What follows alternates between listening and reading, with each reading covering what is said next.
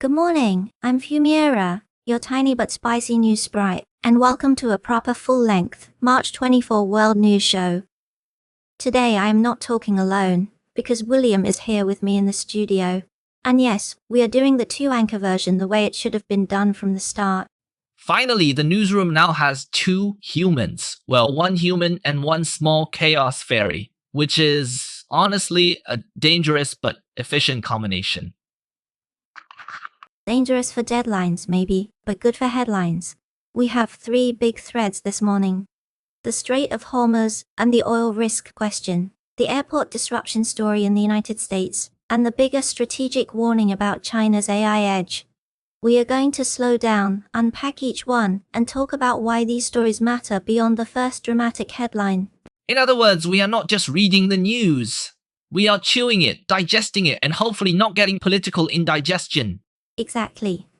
So, let's start with headline number 1. Iran, Hormuz, and the market's favorite panic button. Overnight reporting says President Trump has delayed an ultimatum tied to reopening the Strait of Hormuz while negotiations continue. On the surface, that sounds calming. Delay usually sounds better than attack. Markets like the word postpone much more than they like the word strike.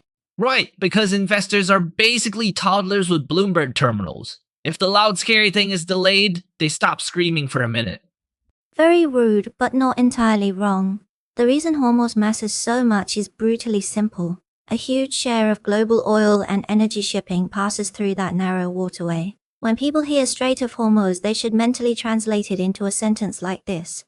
One tight corridor, a lot of oil, and a lot of opportunities for the global economy to get punched in the face. So even if there is no explosion today, the threat itself still acts like a tax on confidence. Yes, that is the key. Even before an actual shutdown, traders, shipping firms, insurers, airlines, and governments start pricing in the possibility of chaos. You do not need a full closure to create damage. You just need enough uncertainty for everyone to ask, what if this gets worse tomorrow? That question alone can raise shipping costs, move crude prices, and rattle broader inflation expectations. Which means normal people who have never looked at a map of the Persian Gulf can still feel it through gas prices, freight costs, food prices, and travel costs. Exactly. The chain reaction matters. Oil is never only about oil. It spills into logistics, aviation, manufacturing, agriculture, and consumer psychology. If businesses start thinking fuel and shipping will get more expensive, they prepare for that. If households start hearing that energy markets are nervous, they prepare too. And once enough people prepare for trouble, part of the trouble becomes real. So what makes today's version of the story different from yesterday's version? The difference is tone. The immediate temperature is slightly lower because the hard deadline has been delayed, but the structural risk is still there. The negotiations have not magically solved the underlying conflict. The ships are still moving through a narrow artery that everyone is staring at. The political incentives are still unstable. So the better summary is not crisis over. It is crisis paused, watched, and heavily monitored. Which is less comforting than it sounds. It is kind of like hearing that the thunderstorm has not started yet, but everyone still has to keep one eye on the sky. Yes. And in financial markets, a storm watch can be almost as influential as a storm itself. If you are an airline, a fuel importer, or a company with tight margins, you do not wait for the lightning to hit before you start worrying. You start hedging, adjusting, delaying, and asking whether you should protect yourself now. And every layer of protection costs money. Exactly. Insurance costs money, alternate routes cost money, delayed shipments cost money, higher inventories cost money, governments releasing strategic reserves costs political capital, so even a naughty entire event can still produce a very real bill. Let me try the dumb but useful version. If talks succeed, markets breathe. If talks fail, we get oil nerves fast. And while we wait, everyone pays a little extra just to stay ready. That is a very good summary and tragically not dumb at all. So my first takeaway on Hormuz is this. The market risk has cooled from boiling to simmering. But simmering oil stories can still burn a lot of people.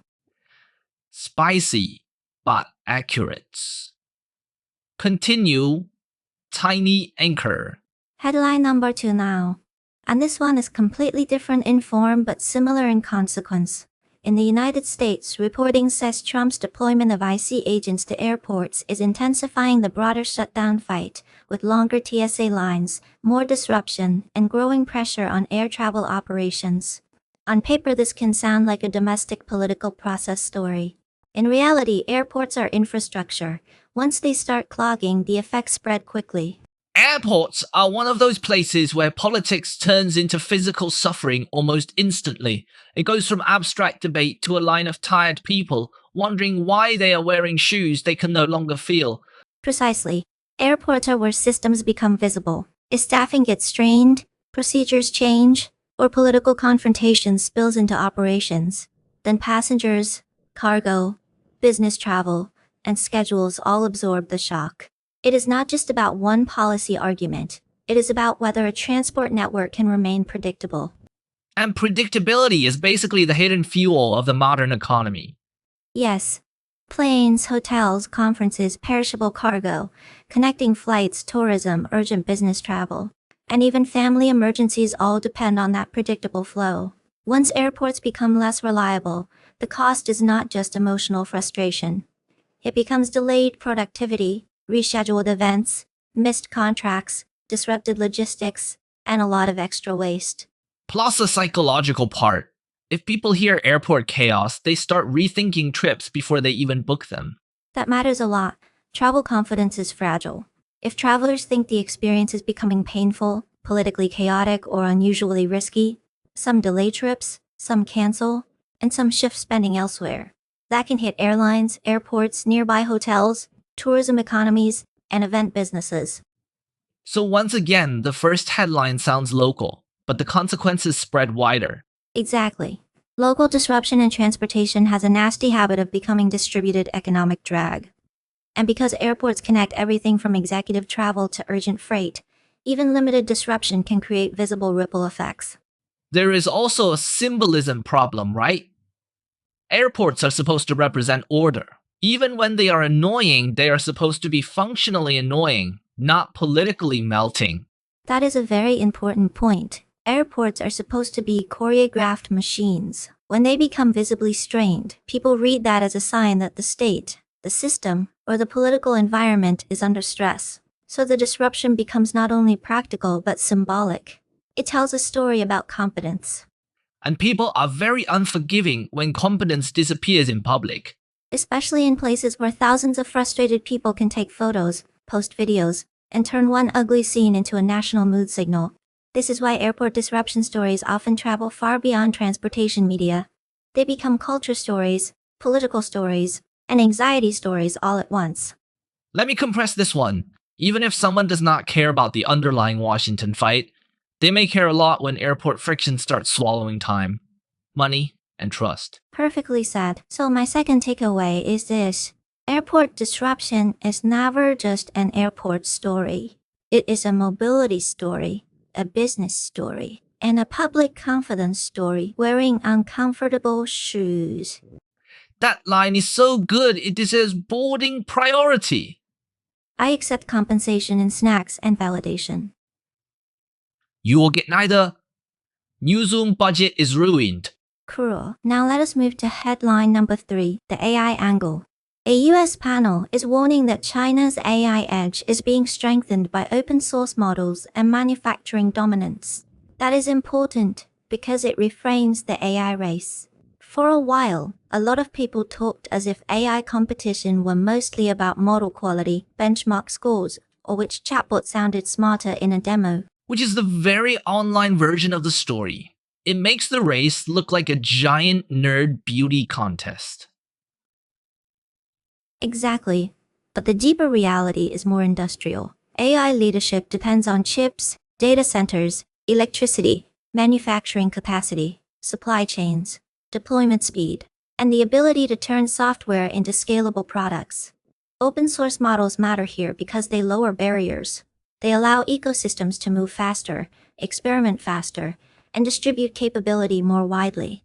So if one side has strong manufacturing, strong supply chains, and the ability to absorb open models quickly, then the competition gets wider than just model invention. Yes, it becomes an everything contest. Research matters, but packaging matters. Power supply matters. Factory throughput matters. Cloud access matters. Device integration matters. Talent pipelines matter. Policy matters. And cost structure matters. That is where the mood shifts from wow, cool AI, to oh no, this is now geopolitics with servers. Very much so. And that is why manufacturing dominance matters in this discussion. If AI products increasingly live in devices, industrial stacks, robotics, enterprise infrastructure, and edge systems, then the ability to build, ship, and integrate at scale becomes strategic. Open source availability can accelerate that process. Which also means the old split between software power and hardware power is getting blurrier. Exactly, the AI economy is stitching them back together. The software needs hardware, the hardware needs energy, the energy needs infrastructure, the infrastructure needs capital and policy. So when analysts say China's AI edge is not just a bar, they are pointing to the whole ladder underneath the model. It is kind of humbling, honestly. People argue online about prompts and benchmark charts while the real fight may be decided by transformers, fabs, substations, and shipping lanes. That is why this story deserves more attention than it gets. It is not saying one side has already won. It is saying the terms of competition are bigger than many people admitted. If policymakers only focus on frontier model headlines but ignore manufacturing and deployment ecosystems, they may end up measuring the wrong contest. So your third takeaway is? My third takeaway is this. AI strategy is becoming industrial strategy.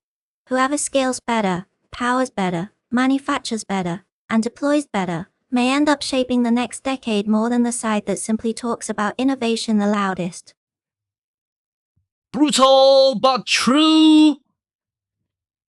Innovation with no supply chain is basically a PowerPoint presentation in expensive shoes. You are disturbingly quotable today. Sleep deprivation is my creative director. Let us zoom out and connect all three stories. Hormuz shows us how fragile global energy arteries remain. The airport story shows how political decisions can jam everyday infrastructure. The China AI story shows how the future is increasingly about systems, scale, and industrial capacity. Three very different headlines. One shared lesson. Infrastructure and logistics quietly run the world until something reminds us they do. Pause. Pause. Pause. Which is why these stories feel larger than their individual details. One is about oil routes, one is about airports, one is about AI supply chains, but all of them are really stories about how modern systems hold together under pressure. Exactly. And that is why I do not want people to read today's news as three random alerts. These are three windows into the same, bigger theme. Resilience.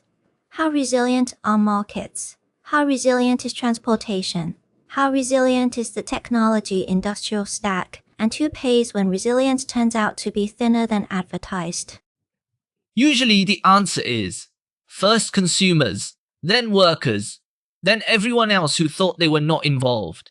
Sadly, yes. Which is why these stories matter in daily life. They are not only for traders, policymakers, or tech analysts.